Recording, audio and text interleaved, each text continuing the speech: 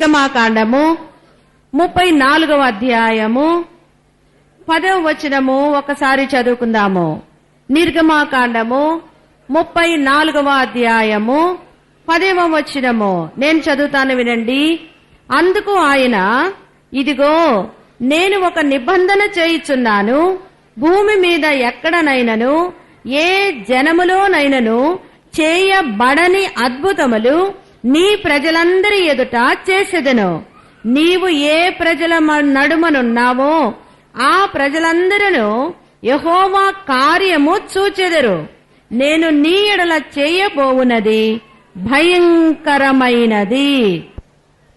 నేటి దినమందు మనమందరము కూడా దైవ సన్నిధికి రాగలిగి ఉన్నాము, వచ్చి ఉన్నాము. అనగా మన తండ్రి మనలను ప్రేమించి ఆయన సన్నిధికి మనలను రానిచ్చినందుకు కోటాను కోట్ల స్తుతులు ఆయనకు మనము సమర్పించవలసిన వారమై ఉన్నాము. అల్లరి దయ్యం వచ్చేసింది.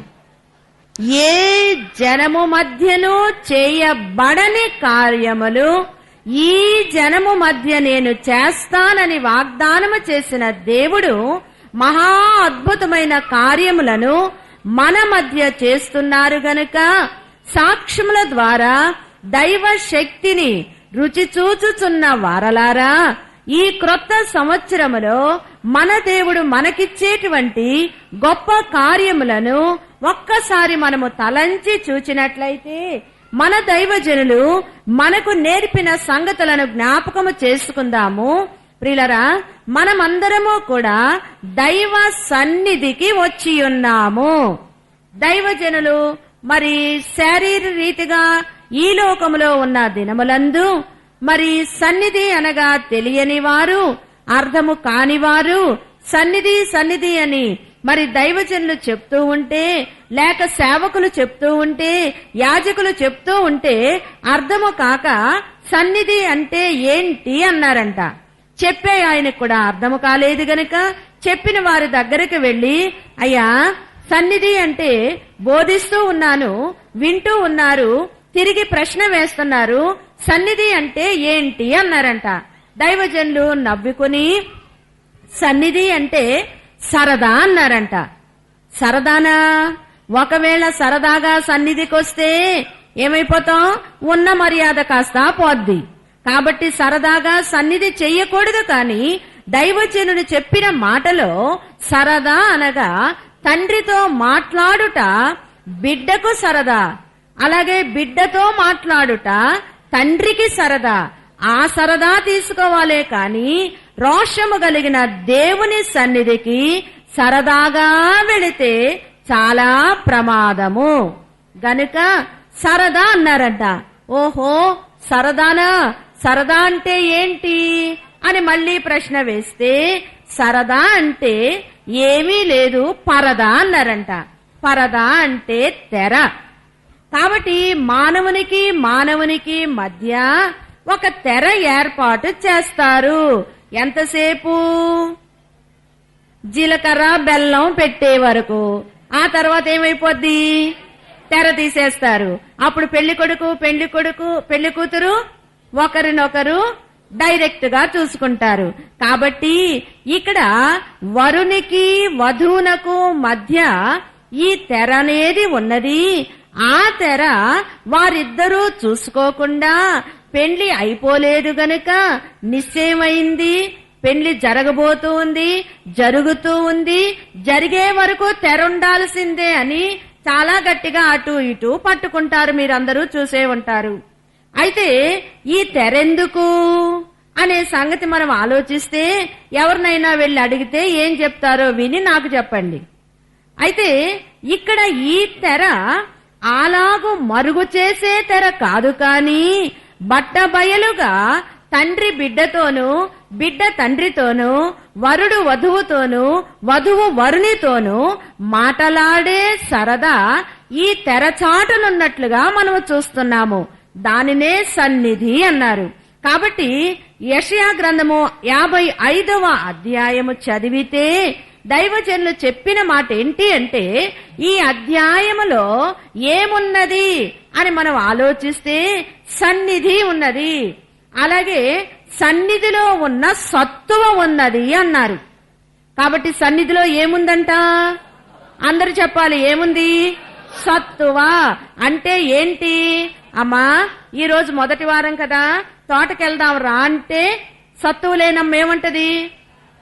నేను రాలేనులే, నేను బలహీనంగా ఉన్నాను అంటది.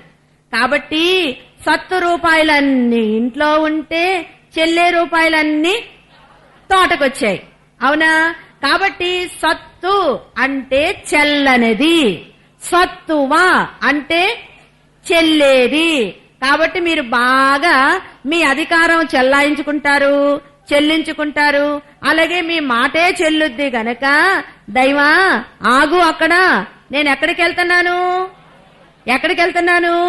అబ్బా వరుని దగ్గరికి వెళుతున్నాను, వరునితో మాట్లాడడానికి వెళుతున్నాను గనుక నువ్వు అక్కడే ఆగని దాని మాట చెల్లకుండా దానికి ఒక మొట్టికాయ వేసి ఎక్కడికొచ్చాము? మాట చెల్లించుకొని మరి చెల్లే స్థలములోనికి వచ్చాము గనక సన్నిధిలో ఏముంది అంటే సత్తువ ఉన్నది. ఏముంది చెప్పండి? సత్తువ అంటే బలము. కాబట్టి సన్నిధి చేసేవారు బలమైన వారు. సన్నిధి చేసినందువల్ల బలహీనులకు బలం వస్తుంది గనుక సన్నిధి చేయుట అనగా దేవుని కొరకు కనిపెట్టుట, దేవుని కొరకు కనిపెట్టుట అనగా సన్నిధి చేయుట. కాబట్టి యెహోవా కొరకు ఎదురు చూచువారు నూతన బలము పొందుదురు. కాబట్టి ఇది నూతన సంవత్సరము, నూతన దినము. కాబట్టి నూతనము అనే మాట మీద ఈ పూట మన కార్యక్రమాన్ని జరిగించుకుందాము. నూతనము అనగా క్రొత్త. క్రొత్త అనేది ఎప్పుడు వస్తుందంటే పాతది గతించిపోయినప్పుడు. వాక్యంలో ఉంది కదా, ఇదిగో పాతవి గతించెను, సమస్తమును క్రొత్తవాయెను. అవునా? సరే, కాబట్టి క్రొత్త అనేది ఒక ప్రక్క, మరి నూతనము అనేది మరి ఒక ప్రక్క మనము జ్ఞాపకం చేసుకుని వివరించుకోగలిగితే చూడండి, ముందు క్రొత్త అనే దాని మీద 2002వ సంవత్సరము జనవరి మొదటి వారము మనం అందరము వివరించుకున్నాము. ఎంతమందికి గుర్తుందో? ఓ 2 చేతులు 3 చేతులు. అంటే ఇంత కష్టం అంతా బూడిదలో పోసిన పన్నీర్ అయిపోయింది, అవునా? అయ్యో అలాగుండకండి, మీరు వాక్యం బాగా వినాలి. ఒకటి, సన్నిధిలోనికి వస్తే ఏమి జరుగుద్ది అంటే కొన్ని గతించిపోతాయి, కొన్ని క్రొత్తవి వస్తాయి. పాత సంవత్సరము ఎలా గతించిపోయి క్రొత్త సంవత్సరం వచ్చిందో, పాత జీవితము గతించిపోయి క్రొత్త జీవితము సన్నిధి సహవాసాన్ని బట్టి కలుగును అని దైవజనులు ఒక లిస్టు ఇచ్చారు. అందులో ఏముంది? నేను గబాగబా చదువుతాను, గబాగబా వినండి, గబగబా దాచుకోండి. ఒకటి, బలహీనత పోయి బలమొస్తది. రెండవది, చీకటి పోయి వెలుగొస్తది. మూడవది, దుఃఖము పోయి సంతోషం వస్తది. చెడు తలంపులు పోయి మంచి తలంపులు వస్తాయి. జీవము పోయి లేక కోపము పోయి ఓపికొస్తదంట. కోపపడుడి గాని పాపము చెయ్యకుడి. కాబట్టి కోపపడితే ఏం చేసినట్లు? పాపం చేసినట్లేనంట. అలాంటి చిన్ని చిన్ని పాపాలు ఎన్ని చేస్తున్నామో కదా. కాబట్టి కోపడండి గాని పాపము చెయ్యొద్దు. పాపము చేసేటంత కోపం పడొద్దు అని అర్థం. కోపమనిడి పాపముల్ ఈ పొలైన నీలినాలు ఎరికో గోడలు కోలినాట్లునా పాప గోడలు కోల్చుమా దీన బంధుడను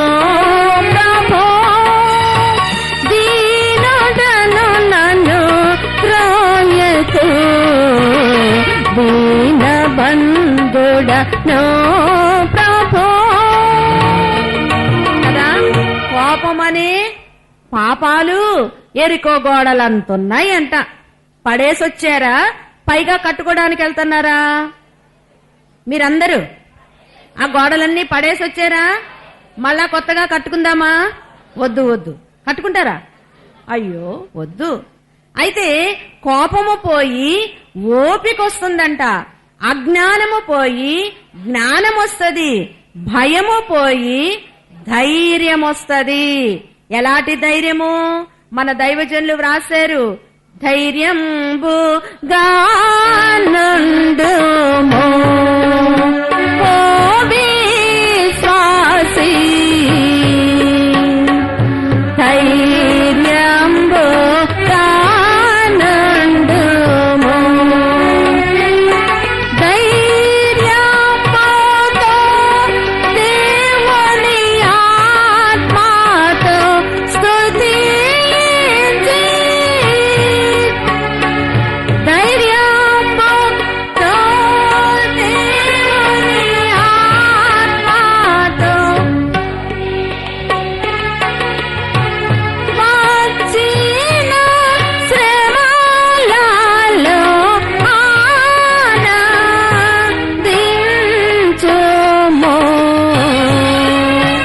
ఏం చేయాలంట? బైబిల్ మిషన్ విశ్వాసి, తోటకు వచ్చిన విశ్వాసి ధైర్యంగా ఉండు. ఇంకొకటి, శ్రమ వస్తే మనస్సులో దేవుని స్తుతించు, వచ్చిన శ్రమలో ఆనందించు. ఈ సంవత్సరము క్యాలెండర్లు మీకు ఇస్తూ ఉన్నారు. ఒక క్యాలెండర్ ఇమ్మా. ఈ క్యాలెండర్లో నిన్నటి దినమందు మేము ఒకసారి మళ్ళా తిప్పి తిప్పి చూస్తూ ఒక మాట సంభాషించుకున్నాము. చూడండి, 2003 2వ పేజీలో గెత్సెమనే తోటలో యేసయ్య ప్రార్థన చేస్తున్నారు. దేనికి చేస్తున్నారు? అమ్మా అమ్మా ఆ ధైర్యం కోసం, అవునా? సరే, శ్రమలు ముందున్నాయి, ఎదుర్కొనే శక్తి దయచేయి ప్రభా అని తండ్రి ఎదుటకు వెళ్లి గెత్సెమనే తోటలో మనవలే మోకరించి మానవుడుగా సహాయము కొరకు బలము కొరకు ప్రార్థిస్తూ ఉన్నారు. అంటే శ్రమ తొలగిపోవాలని చేస్తున్నారా? శ్రమ జయించాలని చేస్తున్నారా? శ్రమను ఎదుర్కోవాలని చేస్తున్నారా?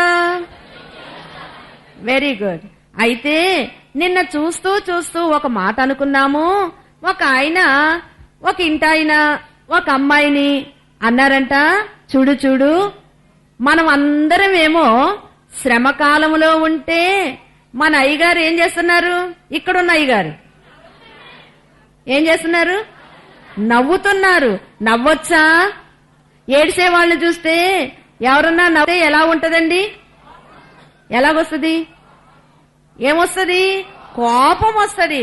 కానీ మనకు కోపం వచ్చిందనుకోండి, మన కోపం చెల్లుద్దా? చెల్లదు కదా.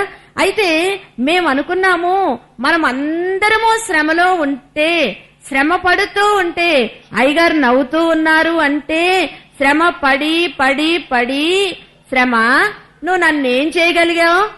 నీ చేతికి నేను చిక్కానా? ఏమైపోయాను? నా తండ్రి రొమ్మునకు వెళ్ళిపోయాను, నా తండ్రి చేతిలోకి వెళ్ళిపోయాను. అక్కడైతే హాయిగా నేను సంతోషంగా తండ్రిని స్తుతించొచ్చని వెళ్ళాను గనక, చూడండి, ఈ గోడకు ఈ క్యాలెండర్ తగిలించుకోవడమే కాదు, ప్రశ్న వేయండి. అయ్యా, ఈ రోజు ఒక శ్రమ వచ్చింది, శ్రమలు పోగా క్రొత్త శ్రమలు వస్తున్నాయి, కొత్త చీరల్లాగా, కొత్త ప్యాంటు షర్టులాగా.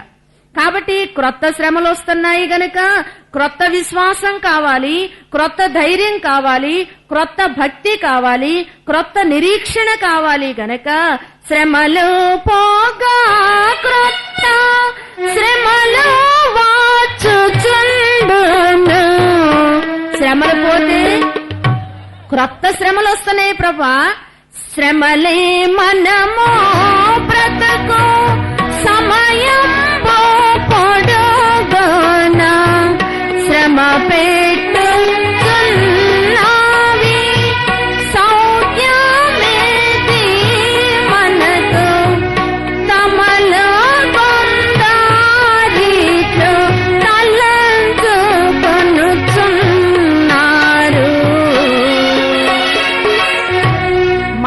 అన్నమాట. శ్రమ మంచిదా కాదా? మంచిదే. కాబట్టి మంచిదని దైవ సన్నిధిలో ఒప్పుకున్న వారలారా, తిక్కబుట్టే శ్రమలొస్తే తొలగిపోవాలని ప్రార్థన చేయకుందురు గాక. చెప్పరే? ఆ ధైర్యం లేదా? శ్రమ వస్తే ఏంటి? తొలగిపోవాలి. మంచిదంటున్నారు కదా, మంచిదైతే ఎందుకు తొలగిపోవాలి? నిజమే, మంచిదే. ప్రియులరా వినండి, ఒక వ్యక్తికి మరి భయంకరమైన శ్రమ వచ్చింది తన అక్కను బట్టి. ఆ శ్రమ ఎక్కడి వరకు నడిపించింది? దేవాలయము వరకు నడిపించింది. నాకు బిడ్డలున్నారు, నీకు బిడ్డలు లేరని నిందిస్తుంటే దేవాలయానికి వచ్చి కన్నీరు కారిస్తే దేవుడు మనోవ్యాకులము విని చక్కని బిడ్డనిచ్చారు. కాబట్టి శ్రమ కావాలి అంటే అమ్మా ఏం చేయాలి? మనము దేవుని సన్నిధికి వెళ్లి కోరుకోవాలి. కోరుకుంటారా? శ్రమ పోవాలని కోరుకుంటాము గాని రావాలని ఎవరము కోరుకోము. శ్రమలు లేనిదే స్వర్గము లేదు అన్నారు.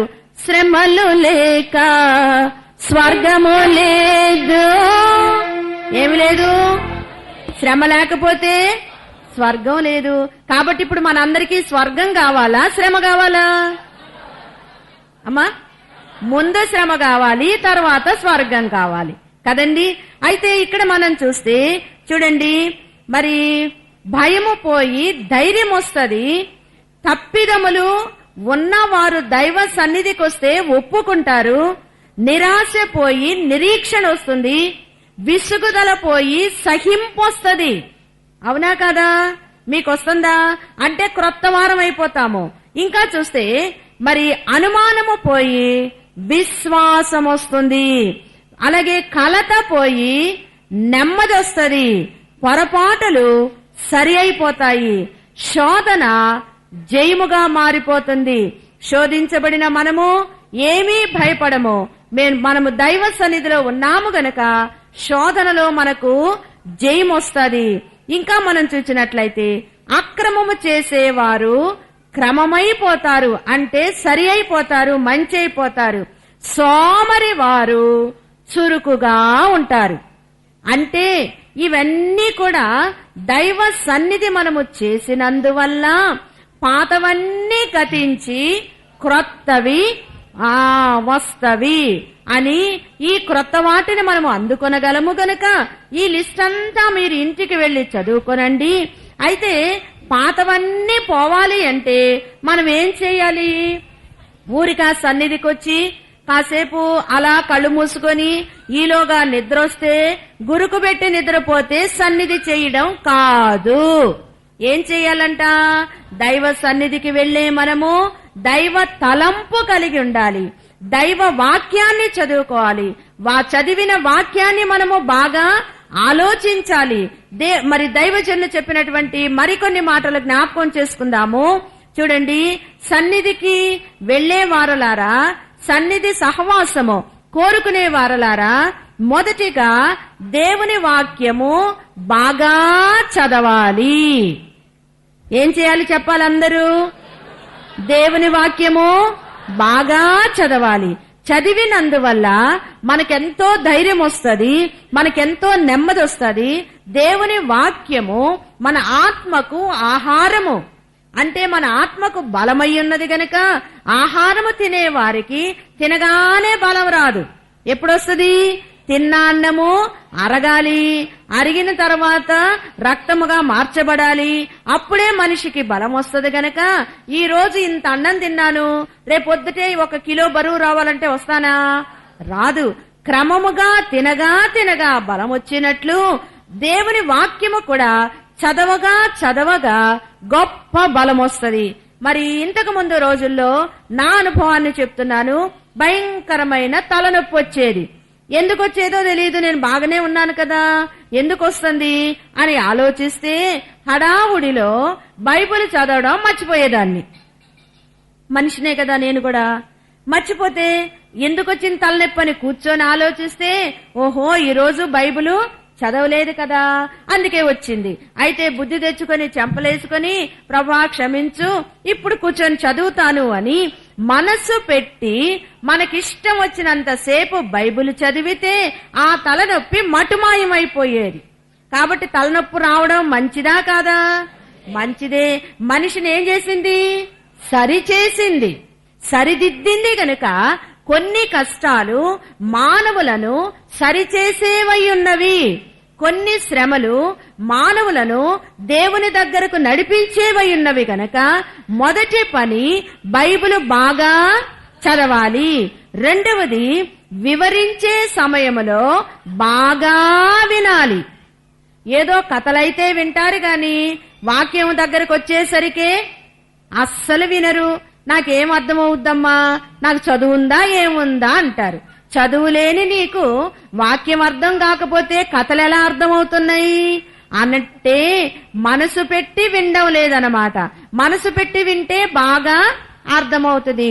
పుణ్య కథలు ఆలకించండి దేశీయులారా, పుణ్య కథలు ఆలకించండి. ఏం కథలు? పుణ్య కథలు. అంటే పుణ్య కథలు వింటే ఏమొస్తుంది? పుణ్య కథలు వింటే ఏమొస్తుంది? పుణ్యం వస్తుంది కదా. దానా ధర్మాలు చేస్తాం దేనికోసం? పుణ్యం కోసం. కానీ ఎన్ని చేసినా పుణ్యం రాదు. ఒకవేళ వచ్చిందనుకున్నా ఈ లోకం వరకే సరిపోద్ది. మర్నాడు పరదేశులమో ప్రియులారా పాడాక పుణ్యం లేదు, ఏమి లేదు, అన్నీ మర్చిపోతారు. కానీ ఈ కథలు వింటే ఏమొస్తుంది? గొప్ప పుణ్యము. అది ఎక్కడికి? పైలోకానికి సరిపోయేది, మనసును సరిచేసేది, ఆత్మకు బలమిచ్చేది. గనక మరి వివరించగా జాగ్రత్తగా వినాలి. మూడవది చూస్తే విన్న దానిని ఆలోచించాలంట. ఎంతవరకు నిజం ఇది? ఇన్ని మాటలు చెప్పారే, నేను ఆలోచిస్తానుండు. ఇంకా ముందుకొస్తే కొన్ని విషయాలు మనకు క్రొత్తగా కనబడినప్పుడు క్రొత్త విషయము అనగానే ఆలోచిస్తామా లేదా? అలాగే మాటలు చెప్పినప్పుడు, బోధ చెప్పినప్పుడు, బోధ విన్నప్పుడు బాగా వినాలి. విన్న దానిని బట్టి బాగా ఆలోచించాలి. నాలుగవది చూస్తే ఆలోచించిన దాన్ని బట్టి అంగీకరించాలి. నీకు అర్థమవుతుందా లేదా? ఆలోచించగానే అసలు సంగతి ఏదో అర్థమైనప్పుడు నువ్వేం చేయాలి? అంగీకరించాలి. మరి ఒక పని చూస్తే అంగీకరించిన నీవు అవలంబించాలి. అంటే ఆ వాక్యం ప్రకారం నడవడానికి ప్రయత్నము చేయాలి, నడవాలి. గనుక చిక్కులను విడగొట్టును నీ పాద సన్నిధి, చిక్కులను విడగొట్టును నీ పాద సన్నిధి, చింతలను తీర్చున్నది చిత్రమైన సన్నిధి, చింతలను తీర్చున్నది చిత్రమైన సన్నిధి, నీ సన్నిధి కోరునట్టి మానవుడే ధన్యుడు. ఈ మాట నేను చెప్పాననుకోండి, చింతున్న వారలారా, చిక్కులున్న వారలారా, దైవ సన్నిధికి వెళ్లి మీరు చేసి చూడాలా వద్దా? చూడాలి, చేసి చూడాలి. అబ్బా ఈ వంట ఎలా చేసావమ్మా, ఈ కూర ఎంత బాగుందో అంటే చెప్పుద్ది. ఏం చెయ్యాలో, ముందేమయ్యాలో, వెనకేమయ్యాలో, దింపేటప్పుడు ఏమయ్యాలో. ఓహో, అయితే ఈ అమ్మకు రుచి నచ్చింది గనక బాగా విన్నవన్నీ మనసులో పెట్టుకొని ఇంటికెళ్ళగానే ఏం చేస్తుంది? గుత్తొంకాయలు తెచ్చుకుంటుంది. ఆ అమ్మ గుత్తొంకాయ కూర బాగుంది కాబట్టి చేసి చూస్తది కదా. అప్పుడే తన జీవితంలో ఎప్పుడూ మర్చిపోదు. గనక విన్న వాటిని బట్టి అవలంబించాలి. అంటే చేసి చూడాలి. అవునా?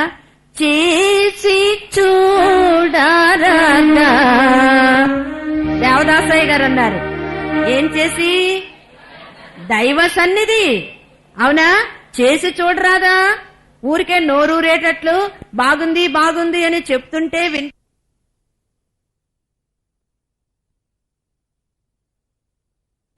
ఎంత చక్కని రూపము.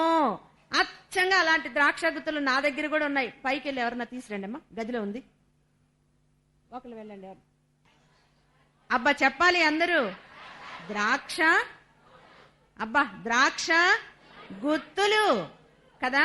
కాబట్టి ఒక పండు కాదు, 2 పండ్లు కాదు, కోసుకోవాలని వస్తే బహుశా చెయ్యి తెగుద్దు గాని తెక్కుండా ఉంటే మీరు అందరూ ఏం చేస్తారు? 1, 2 తీసుకెళ్తారా? ఏం చేస్తారు? గుత్తి గుత్తి. అవునా? మా ఇంట్లో అందరికి కావాలమ్మా అని తీసుకెళ్తారు గనక బాబాయ్ గారు బాగా తెలివిగా ఈయనపైకి పెట్టారు కదా. కాబట్టి ఆ గేటు యొక్క అర్థమేంటి అంటే, ఈ తోట ఈ ద్రాక్షావల్లి వలె ఫలించే తోట, లేక ఈ తోటలోనికి వచ్చేవారు ఈ రీతిగా ఫలిస్తారు. అలాగే నేను నిజమైన ద్రాక్షావల్లిని, మీరు తీగెలు, నాలో ఉన్నవారు ఎప్పుడూ ఫలిస్తారు. అవునా? ఎంత బోధ చేస్తుందో. ఆ గేటు దగ్గర నిలబడితే చేతులు కట్టుకొని బోధంతా గేటు దగ్గరే ఉంది.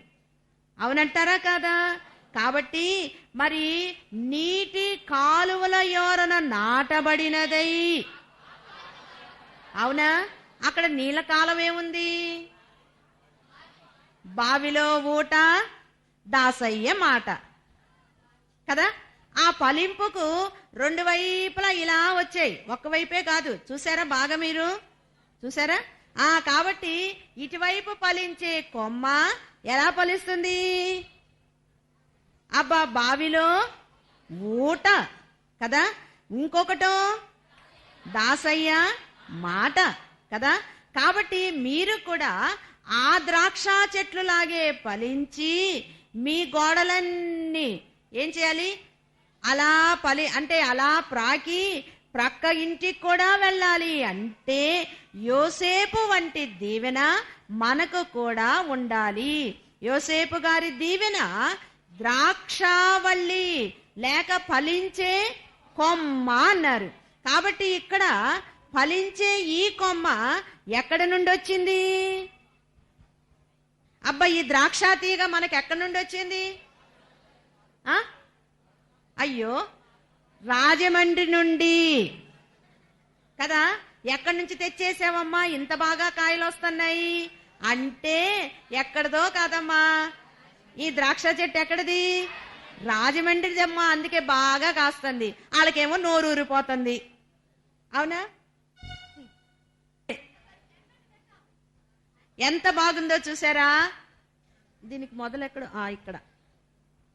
ఇవి ప్లాస్టిక్ కాదు, నిజంగా తినేవి.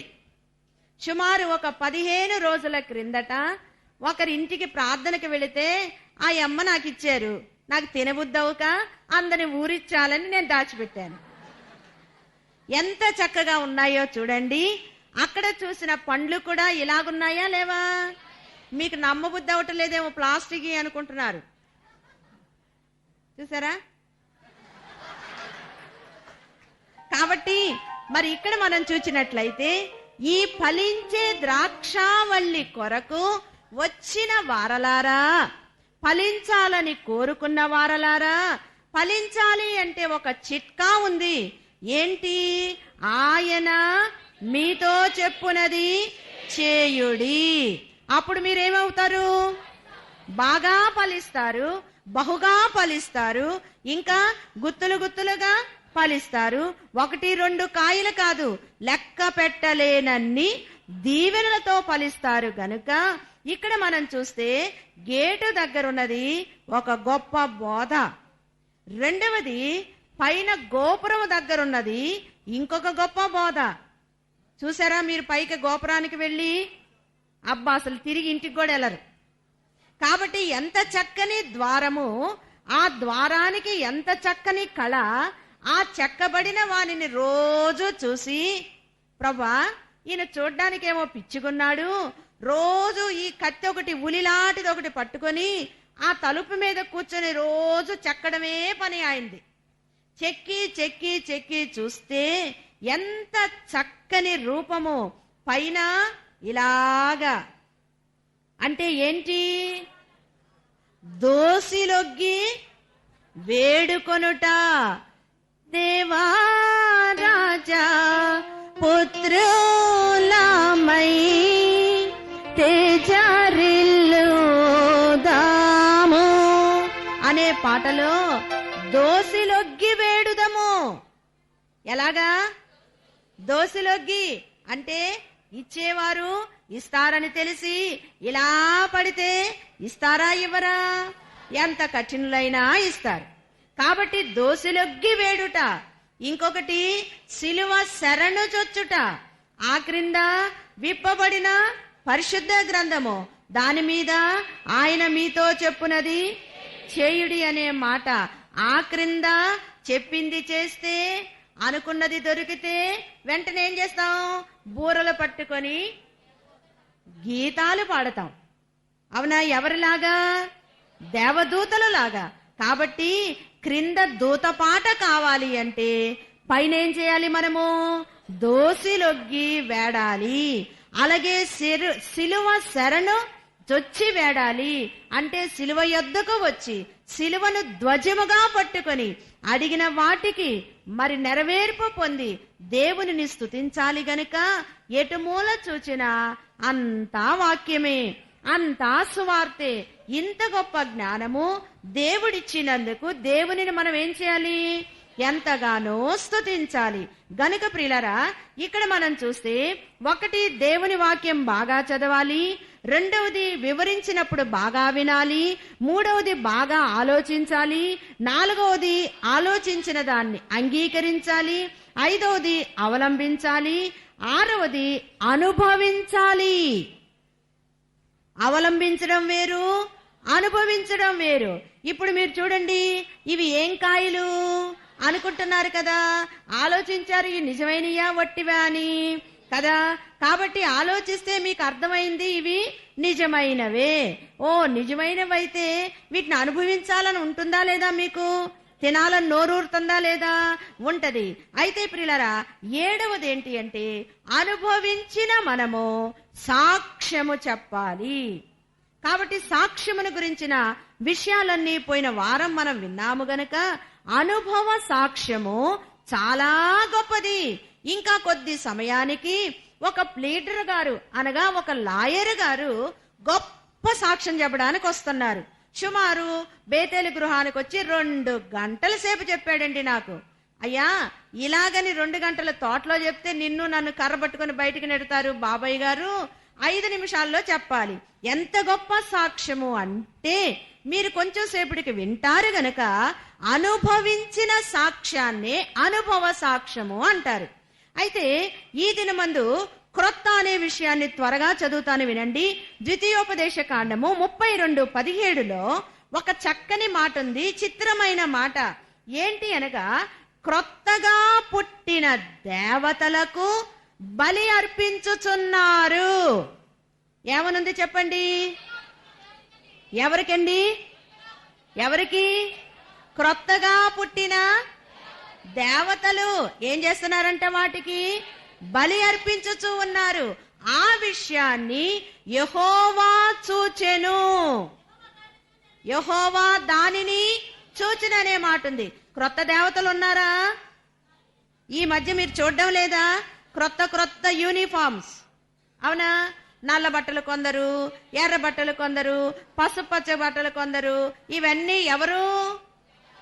క్రొత్తగా పుట్టిన పరిశుద్ధ గ్రంథంలో ఉన్నది సుమా. కాబట్టి క్రొత్తగా పుట్టిన దేవతలకు ఏం చేస్తున్నారంట? బలి అర్పించుచున్నారు. ఆ విషయం ఎవరు చూస్తున్నారు? యెహోవా చూచే దేవుడు. జాగ్రత్త.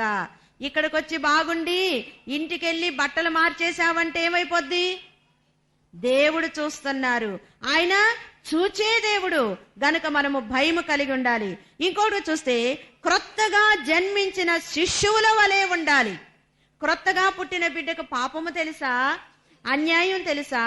పవిత్రంగా పరిశుద్ధంగా ఉన్నట్లుగానే క్రొత్త సంవత్సరంలోనికి వచ్చిన వారలారా మనం ఎలా ఉండాలంట? అందరు చెప్పాలి, ఎలా ఉండాలి? క్రొత్తగా జన్మించిన పిల్లలలాగా ఉండాలి. ఇంకోటి మరి యెషయా గ్రంథము 66:22లో క్రొత్త ఆకాశము క్రొత్త భూమి అవంట ఎప్పుడు లయము కావు. లయమైపోతాయా? లయము కాని క్రొత్త ఆకాశము క్రొత్త భూమి మనము చూడాలంటే మనం ఎలా ఉండాలి? క్రొత్తగా పుట్టిన శిశువులాగా ఉండాలి. ఇంకోటి మనం చూస్తే 2వ పేతురు పత్రిక 3:13 క్రొత్త ఆకాశము క్రొత్త భూమి కొరకు కనిపెట్టుచున్నాను. గనుక ఈయనకి ఎంత ఆశ ఉంది? ఏం కావాలంటే ఇప్పుడు క్రొత్త సంవత్సరంలోకి వచ్చి కొత్త చీరలు కావాలి, క్రొత్త ఉద్యోగం కావాలి, క్రొత్త తిండి కావాలి అని కోరుకుంటున్నారా?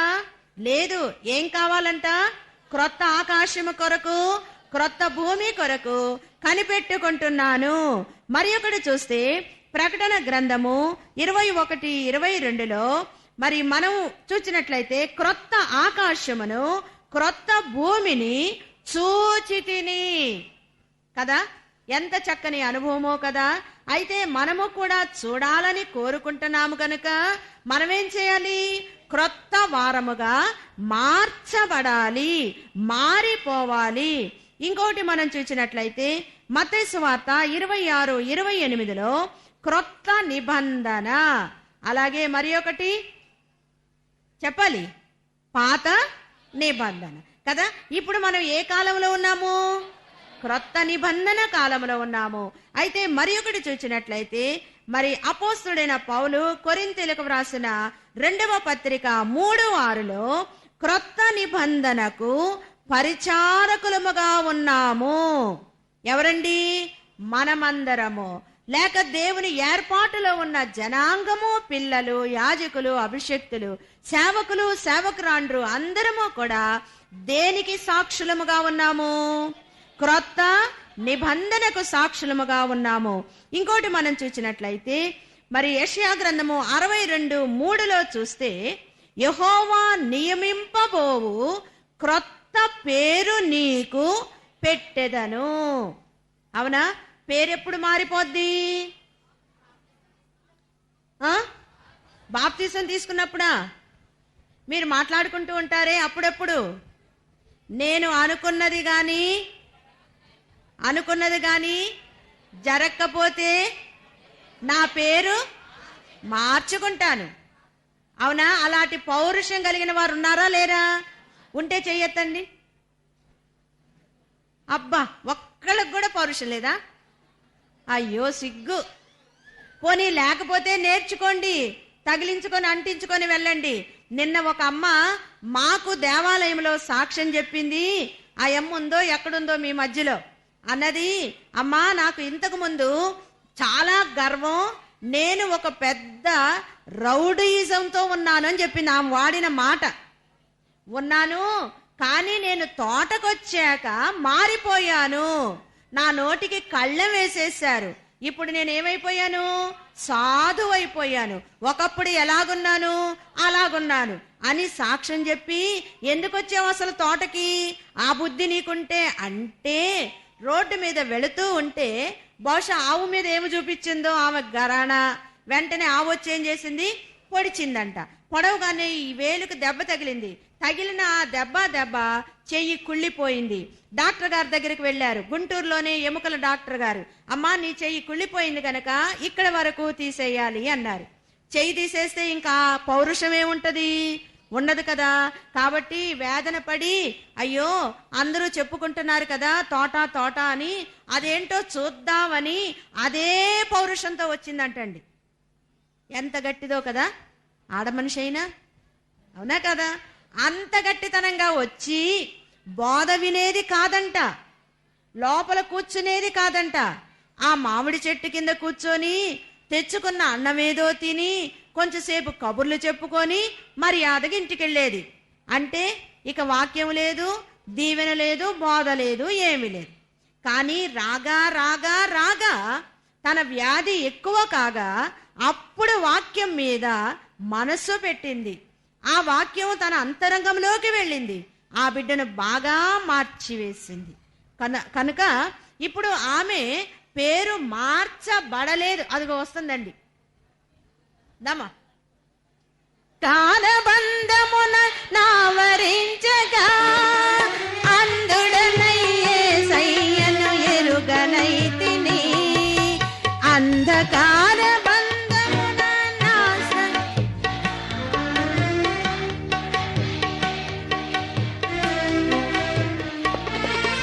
బంధము త్రెంచెను బ్రతికించెను నన్ను. బంధము త్రెంచెను బ్రతికించెను నన్ను. ఎంత మధురమో యేసుని ప్రేమ, ఎంత మధురమో నా యేసుని ప్రేమ. కాబట్టి చూసారు కదా ఏమని, సాక్ష్యాలతో కూడా చెప్తేనే మీకు అర్థమవుతుందని. సరే, ఇక్కడికి వచ్చిన వారికి యెహోవా నియమింపబోవు క్రొత్త పేరు అంటే, ఇక్కడికి వస్తే రోషం ఎక్కువైపోయి ఉన్న పేరు పోయి ఏం పేరు వస్తుంది? క్రొత్త పేరు. శారాయి అనగా గయ్యాళి, జగడగొండి. శారా అనగా రాజకుమారి.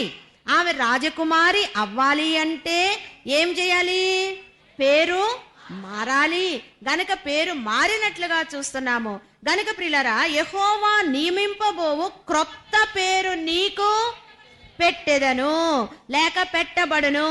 ఎంతమందికి ఇష్టము? వద్దులేండి, సమయం అయిపోతుంది. మరి ఒకటి చూస్తే నెహెమ్యా గ్రంథము 10వ అధ్యాయము 39లో క్రొత్త ద్రాక్షారసమును క్రొత్త నూనెను తెచ్చెదరు. ఎక్కడికంట? ఎక్కడికి తెస్తారు చెప్పాలి అందరూ? యెహోవా సన్నిధికి. ఇప్పుడు నేను చూపించినటువంటి ఈ పండ్లు ఏం పండ్లు? క్రొత్తవా పాతవా? అమ్మా, క్రొత్తవే. కాబట్టి వారు ఎక్కడికి తెచ్చారు? దేవుని సన్నిధికి. దేవుని పేరట ఈ క్రొత్త ద్రాక్ష పండ్లు తెచ్చారు అంటే దీంట్లో ఏముందనమాట? ఏమి రసం ఉంది? క్రొత్త రసము, క్రొత్త ద్రాక్ష రసము. రెండవది క్రొత్త నూనె. అవునా? అరిసెలు చేయాలంటే ఏం చేయాలి? కొత్త నూనె కావాలి. అవునా? ఒక అమ్మ అరిసెలు చేసి తెచ్చింది. ఓహో ప్రభా, ఈరోజు వాక్యానికిని ఆమె తెచ్చిన దానికి సరిపోయింది. క్రొత్త నూనె కూడా దేవుని సన్నిధికి తెచ్చారు కదండి. కానీ నూనె క్రొత్తది, రసము క్రొత్తది. తిత్తులు పాతవైతేనో అమ్మా పిగిలిపోతాయి. తిత్తులు అనగా మన హృదయము, మన అంతరంగము మార్చబడితే తప్ప ఈ క్రొత్త రసము గాని క్రొత్త నూనెకు గాని ఆ తిత్తులు పనికిరావు. మరి ఒకటి మనం చూసినట్లయితే 2వ రాజుల గ్రంథము 2:20లో మరి ఒక ప్రవక్త ఉన్నాడు, ఎలీషా ప్రవక్త. ఏం చేశాడంట? ఉప్పు క్రొత్త పాత్రలో తెచ్చి నీటిలో వేయగా ఏమైపోయింది? నీరు, జబ్బు నీరు మంచిదైపోయింది. అంటే దేనికి స్వస్థత వచ్చింది? అబ్బా, రోగాలు మనుషులకు వస్తాయి కానీ నీళ్ళకు కూడా వస్తాయా? వస్తాయా రావా? వచ్చిందంట. ఈ నీరు తాగగానే చచ్చిపోతాం బాబో, ఇది ఎలా ఉంది, చేదుగా ఉన్నాయి అని కేకలు వేశారు. అప్పుడు ప్రవక్త చెప్పాడు, కొత్త కుండలో నీరు అబ్బా తీయగా ఉంటాయంట కదా. కాబట్టి ఈ క్రొత్త కుండలో ఉప్పు వేసి పాడైన నీటిలో వేస్తే నీటికున్న రోగం పోయింది. ఆ నీరేమైపోయింది? మంచిగా అయిపోయాయి, అంటే బాగైపోయాయి అని అర్థం. మరి ఒకటి చూసినట్లయితే 2వ సమూయేలు గ్రంథము 21:16లో క్రొత్త ఖడ్గము తీసుకొని ఏం చేయాలి? యుద్ధము చెయ్యాలి. ఎవరితో యుద్ధం చేస్తారు? ఎవరితో? మీ ఆయన గారితో గాని మీ భార్యలతో గాని కాదు. ఎవరితోటి? ఆ సాతాను సమూహముతో. శోధనలు మనల చుట్టి వచ్చినా సాతాను బులెన్ని తగిలినా, శోధనలు మనల చుట్టి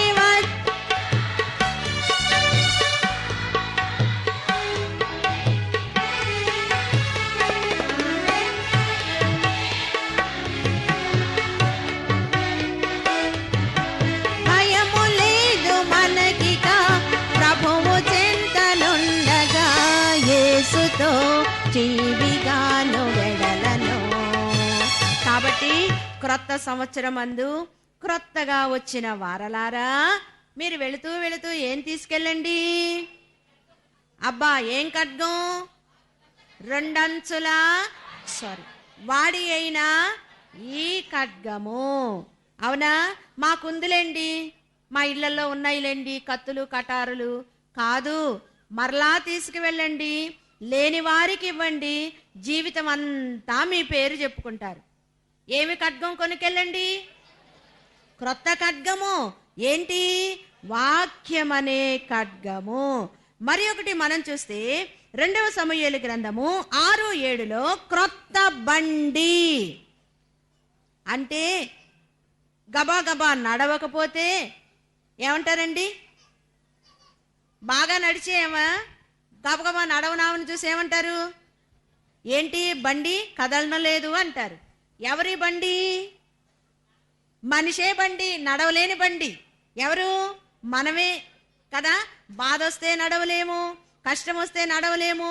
1,00,000 రూపాయలు లాటరీ వచ్చిందంటే పరిగెత్తుకుపోతాము కదా. శ్రమ వచ్చింది అంటే చతికిలబడిపోతాం.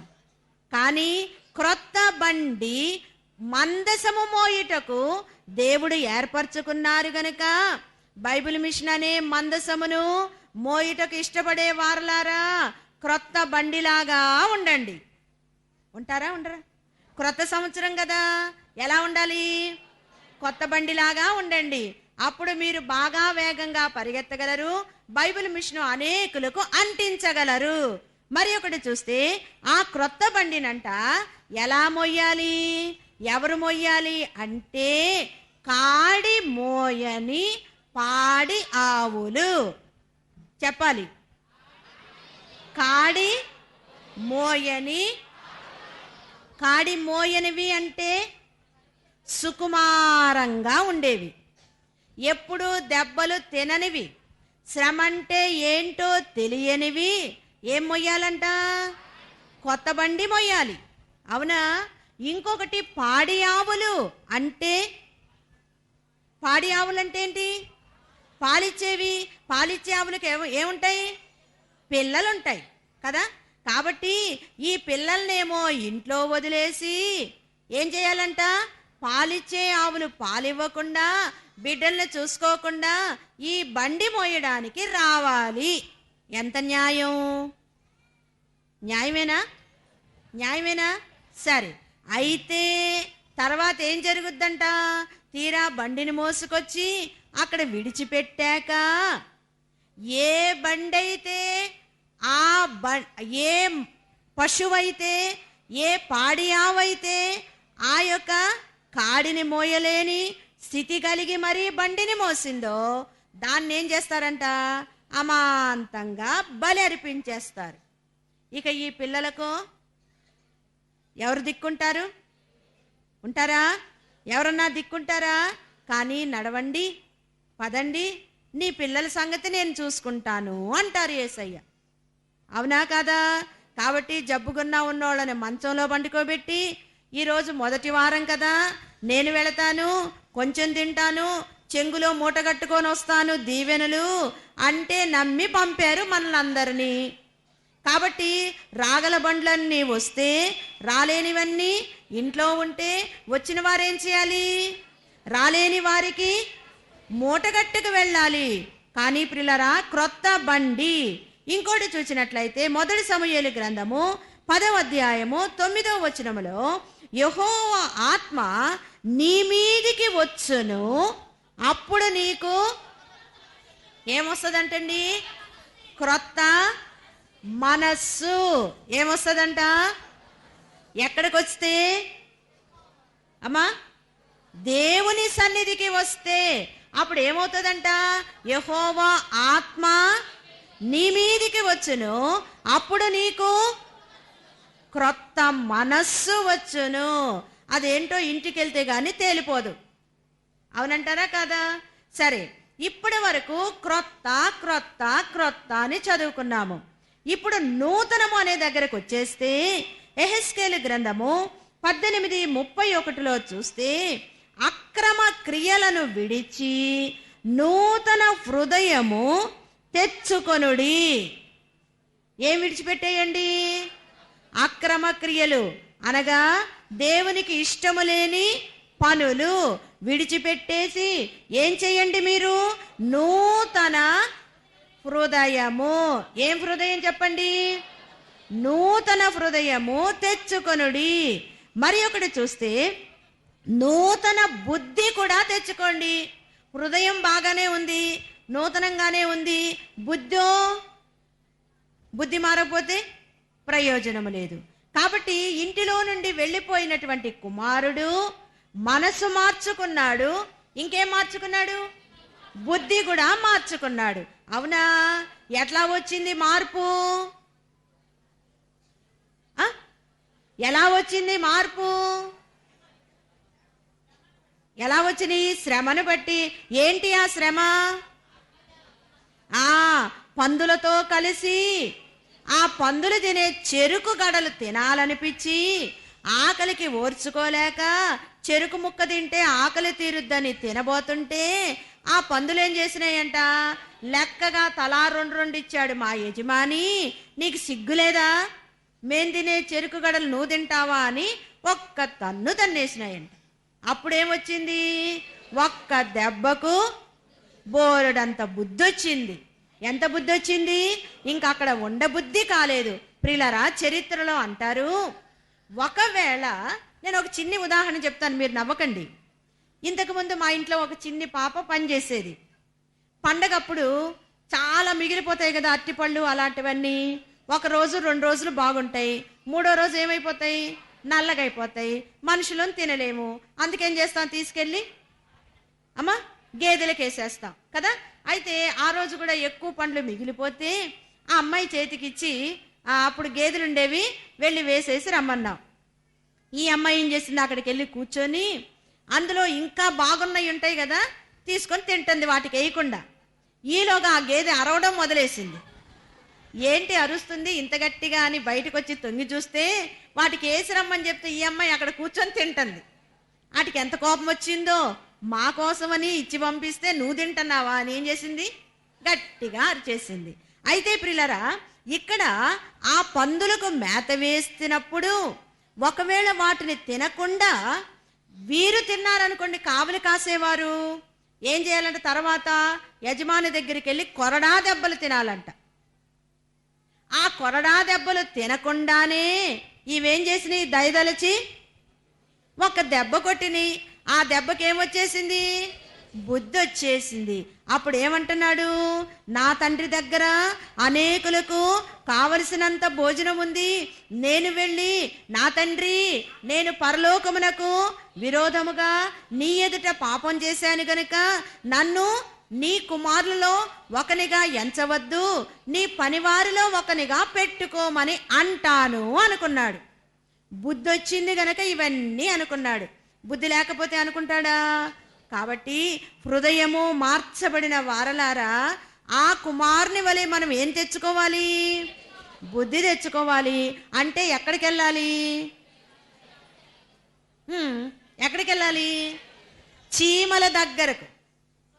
సోమరి, చీమల దగ్గరికి వెళ్ళి బుద్ధి తెచ్చుకో అన్నారు. ఎవరు? జ్ఞాని అయిన సొలొమోను గారు.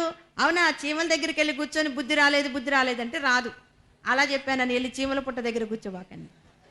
కాబట్టి చాలా మారలు తప్పిపోతిని మేలుగానక నాయనా, చాలా మారలు తప్పిపోతిని మేలుగానక నాయనా, చాలా మొరల నాలకించుము జాలిగలనా నాయనా.